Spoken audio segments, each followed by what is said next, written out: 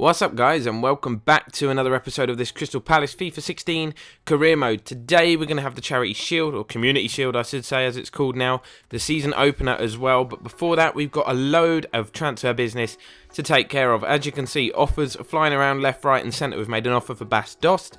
We want Jean-Marie Dungu-Safak on loan from Barcelona. As you know, we're short in the striking area of the team. In the attacking options we're running low, so we're looking to get some kind of emergency players in. Julian Brandt was a guy suggested in the comments a few episodes ago. We're going to look to, we went in for him last year, it didn't really work out. We're going to go back in for him. Diego Capel, obviously we're looking for a left midfielder. This guy, he's not valued that highly and I think he'd be a suitable addition to the left wing. Niang was a suggestion in one of the previous episodes, but this guy, Kingsley Coman from Juventus, has agreed to join us on loan. Just 10 grand a week wages. He's going to be good cover. He's obviously not going to be a main first team player, but he's there at cover and he's got a lot of potential, we know that. But we received an offer here for Fellaini of £7 million. We obviously bought him for 4, I think it was, back in the day.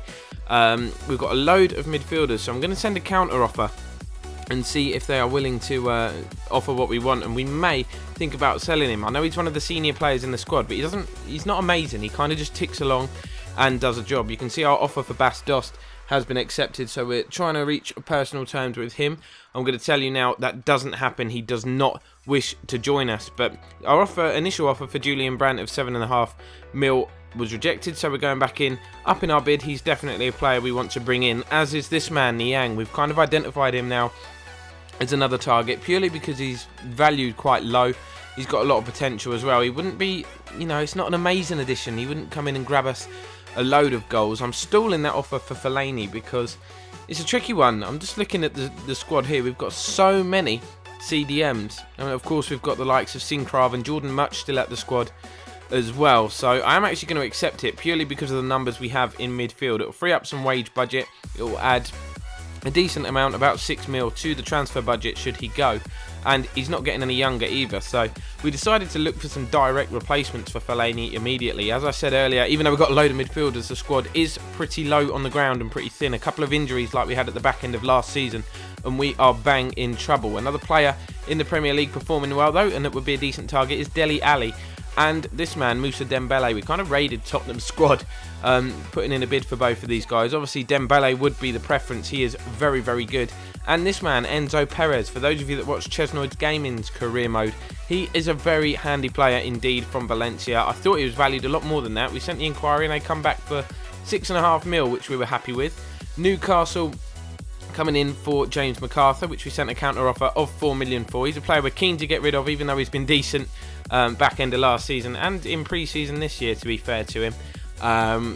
He's a player that's been transfer listed for a long time. He's not a massive first team player, and we're just looking to get some money in and free up some wage budget in the squad. As you can see here, our offer for Julian Brandt was eventually accepted, and we are now discussing personal terms. 45 grand a week, not too bad in terms of wages. And this man, Dembele, the offer was accepted for him. Quite surprisingly, I thought Spurs would do a lot more to try and keep hold of him. He is a key player for them. As you can see, the squad role is crucial first team player, so I'm surprised they accepted that one. Dele Alli, not the priority, but a very good squad player. Of course, he would grow. He's got a lot of potential. He's only only rated 75 overall at the moment, but of course that would be set to improve. But time to put the transfer action behind us, which I'm glad, because that was difficult to keep up when commentating so many offers and targets. It's kind of how I roll with transfers. Chuck a load of offers in. I said I wasn't going to do it, but I just can't resist the temptation. But we take on Manchester City for that trophy there, the Community Shield. It's a bit of a joke of a trophy, but it's very difficult to win, because to qualify you have to win either the Premier League or the FA Cup. So this is actually one of the toughest trophies to win in English football. Granted, it is only one game though, so if we can win here, which we normally do at Wembley, I don't want to jinx things, we can add another trophy to the cabinet. And you can see we're knocking the ball around quite nicely here. Ramirez feeds the ball through to Vardy, who'd scored a few in pre-season, but the finish there left a lot to be desired. On his weaker left foot, probably should have taken a touch and gone nearer to get a better shot away. He kind of snatched at it, but what can you do? And look at this City link-up play. Really good stuff. Unfortunately for them, the man who had the eventual shot was Zabaleta, not known for his long shot ability, I must say. But both sides playing some really good stuff here. You can see Coquelin working the ball through, and Bellerin, our right back, is going to have an effort now, which was equally as poor, straight down the throat of the keeper. But Sterling's pace caused us a problem. He puts a wicked ball across the box. Lewandowski not far away from getting something on that, and from the resulting goal kick, Butland's clearance was a poor one, giving Lewandowski a chance. He would usually punish you, but Butland, very keen to make up for his own mistake, pulls off a very good save. So it's been quite a lively opening half hour. You can see Balassi now coming forward, skips past his man, tries to bend one in that far top corner, but this time it's a decent save from the City keeper. But just before half time, they got a free kick, and they're trying to outfox us with the routine, which they did pretty successfully, eventually laying it off to Kolarov, who hits a decent shot that goes wide of the mark. So as the half-time whistle goes, no breakthrough as yet. Still Crystal Palace 0, Manchester City 0 here at our happy hunting ground, Wembley Stadium. We've had so much success here over the last 18 months or so. Moving into the second half though, and it's City that continue to break us down. Jesus Navas having the effort there. I thought he was offside, but he wasn't, so we have to credit Jack Butland for that save. And we caught City on a counter-attack. This is where we need to be clinical. Last year we didn't score enough goals, which is what ultimately what cost us 4th place, I think, in the end. And here we didn't manage to finish this attack either. Yannick Balassi firing wide, and you can see now there's only a couple of minutes remaining. I tried to make this substitution with about 20 minutes left, but the ball just didn't go out of play. But Numan Mahrez is the one to look out for here. Daily Sinkgraven also coming into the game. It's Cabaye who's struggling for fitness, which is a bit of a concern, I must say, going into this new season. He struggled at the back end of last year, but we move into stoppage time here, and we've got an attack. You can see Berahino puts the ball through to Ramirez, turns inside, chance to win it. He tees up Sinkgraven, who's been on the pitch for a matter of seconds, and with his first and second touch of the ball, gives us what will surely be the victory here in the Community Shield, and will hopefully add another trophy to that glittering cabinet of ours now. There's quite a few in there, and hopefully we can keep going this season. It's a sign of things to come. But Wembley, definitely a happy hunting ground for us. As you can see, the full-time whistle has gone, so more familiar scenes of celebration here. The club pick up another trophy, albeit the traditional curtain raiser. I'm not going to read too much into it, but it was a good chance for us to see where we are in comparison to other Premier League clubs. One of the top clubs as well, Manchester City, of course, last season's champions, and we've beaten them, and we competed very well with them all over the pitch, which was very pleasing. So back to the hectic transfer market now. I love this time of the season when the window is open. Stuff just goes absolutely mental. Jordan Much doesn't play hardly at all, so we're sending a relatively low counter offer for Leicester, who have come in for him. But Enzo Perez, our 6.5 million offer, was accepted, and we are offering him personal terms. He would be a really good addition. He's got that experience at a decent level, I must say. But Wilfried Zaha, again, we mentioned his attitude before. This time he's concerned, saying he doesn't want to be replaced, this, that and the other. But he's going to be, and he has been. We've got Vidio, we've got Mahrez. I think we can look to move this man on. His wage demands are astronomical. We're not offering him what he wants. He's not going to be happy. He's not going to be a first team regular, really. We're going to be rotating him, and I think it would just be for the best to move him on. I know he's a fan's favourite, so it is a difficult decision to make, as is this one. Yohan Cabaye is subject of some attention from Calgary. They've put in a bid. He's no doubt in his ability. He's a great player. He's probably been the most reliable player over the last 2 seasons, but he's really started back end of last season, early part of this one, to struggle for form. So we sent a counter offer. I think it would be best for everybody. You know, there comes a time when you have to make these horrible decisions, because it is. I don't want to let him go. He's a real good player, and our captain as well, club captain. But I think it may be best for both parties if we let him go. And you can see we accepted the offer for James McArthur in the meantime, and stalling a few offers here. I don't want to make any definitive decisions until we've heard back from all the players that we are negotiating with. You can see here we haven't got the money to complete all of the transfers anyway, so I'm going to go to the board, especially after the success we have last season, and request a lot of money. I said this year the aim wouldn't be to tiptoe around the top 4, it would be to actually challenge for the league title. I'm going to say we're going to reach the cup semi-final. I'm quite confident that we can do that, and ask for £12 million to raise an additional £12 million to complete some deals, basically. You can see the offer coming in from Everton. They've offered us 10 for Wilfried Zaha. He's not happy at the club. We're going to agree to do that. We won't stand in his way, and he does eventually move to the Toffees. But Dele Alli has agreed to join the club. Again, we're stalling until we've heard back from everybody. Enzo Perez was definitely our midfield preference. I know he's only 77 rated and he's 31 years old, but I've done a Valencia career in the past and he has just been an absolute machine. He's got plenty of energy, and obviously with Cabaye going, with Jordan Much possibly going as well, with Fellaini and James MacArthur, a lot of midfielders going. I don't want to leave ourselves short, so we decided to bring him in, as well as this man has agreed to join. We're going to stall it, as I say, until we hear back. Are we stalling it? I couldn't decide, but we did stall it eventually in the end, and then we go back and decide, look, we do want this guy.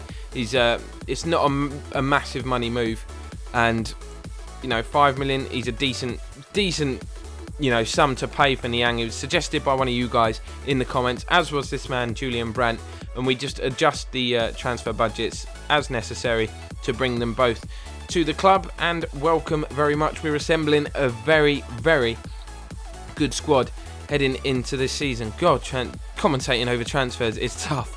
That does mean though that Dele Alli, we're still going to have to stall. I can't make a decision on him at this stage. Still seeing how much money we've got left after those current deals.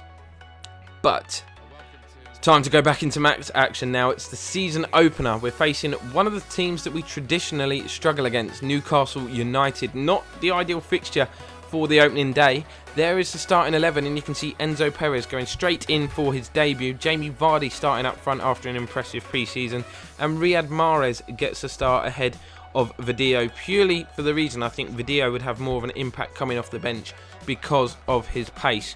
There's the Newcastle side, some decent players in there. Remy Cabella, obviously our old friend Bakary Sarko is starting. You've got Mohamed Sissoko in there as well, so it's going to be tough, as it always is for us here against the Magpies, but we're starting strong on the front foot. Jamie Vardy cutting inside his man. He lays the ball off. It's actually behind his intended target, but Mahrez hits a really fierce shot, and Jamie Vardy applauds his former and now current teammate. Obviously, they were together at Leicester and are working wonders in the Premier League in real life. We've now reunited them at Crystal Palace. Hopefully, that partnership can be just as deadly. But Newcastle looking deadly from set pieces, I must say. They head the ball down here from this corner. The strike from Anita, he kind of snatched at it and the ball went wide of the mark, fortunately for us. But Mahrez getting involved here, of course, cutting inside on his stronger left foot. Decides to tee up Ramirez, who we obviously brought in from Chelsea. His effort forces Tim Krul into a decent save, and it was effort from distance where we looked particularly dangerous. Enzo Perez this time forcing Krul into a top one-handed save as we approach half-time. Just 1 minute remaining.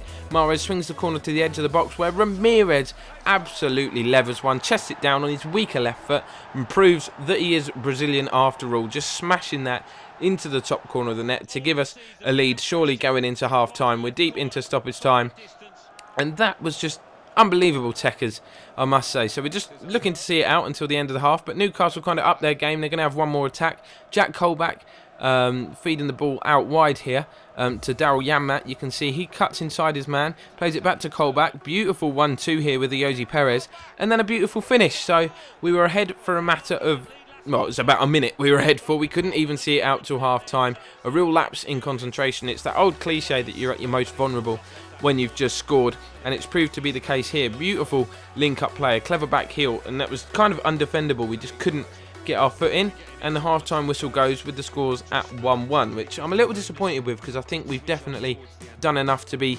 ahead in this game. But we move into the second half where we've got another corner. You can see it is headed out to Mahrez, who picks up the ball, cuts back onto his stronger left foot, and tries to take the ball past Cabella. Could have gone down, but it was actually a decent challenge. We're going to get a second attempt to put the ball into the box, which Mahrez does. Again, it's kind of looped up. Eric Dyer is the first to react and somehow squeezes the ball into the back of the net. Not quite sure how. There was a lot of bodies for that to go through. He was the first to react. It hits Anita. Not quite sure what he's doing on the post. He kind of just slumped down onto his arse basically, and the ball come off his leg and went into the back of the net. So we have regained our lead early in the second half, but again Newcastle look to hit back immediately and almost do. A clever turn from Moussa Sissoko, firing just wide, and we're going to see the introduction of Fellaini and Berahino here. Jamie Vardy going off, and not sure who the other player was, but we've made a change or two. Ramirez now coming forward with a counter-attack as Berahino looks to make a run. He can't quite get away from the defender initially, but he cuts back inside onto his weaker left foot, puts it back and tries to find that far corner. But that is a finish from a man low on confidence. He hasn't scored a few, he did have a good run of form last year, but he didn't score any in pre-season. That is, worrying times really for us. He showed his concern about his lack of first-team football and is generally not happy at the club, so maybe, just maybe, we'll look to move him on. I'm not too sure, but Newcastle trying their best to get level here late on in the match. Just a minute to go. Butland turning the shot from Colback behind as he looked to get his second, but it wasn't to be. We've got off to a much better start than we did last season at home to Sheffield Wednesday, where we got battered 3-0. So that's going to bring this one to a close, guys. We're looking at the league table. You can see 6 clubs at the top getting off to a winning start. Everton, Chelsea, ourselves, United, Spurs and West Brom all picking up the victories. Watford, QPR, Liverpool and Leicester still to play. But obviously, very early days. One game on, one game gone. I'm not going to be reading too much into that at all. It's Norwich, Southampton and Stoke City occupying the relegation zones, just for your interest. But as you can see, in this third season, the Premier League is almost exactly as it is in real life, just with the absence of Sunderland and West Brom, who are in the Championship, Middlesbrough and QPR in their places. But that'll bring this to a close, guys. Thanks for watching. Drop a like and subscribe if you are new to the channel, and we will see you again next time.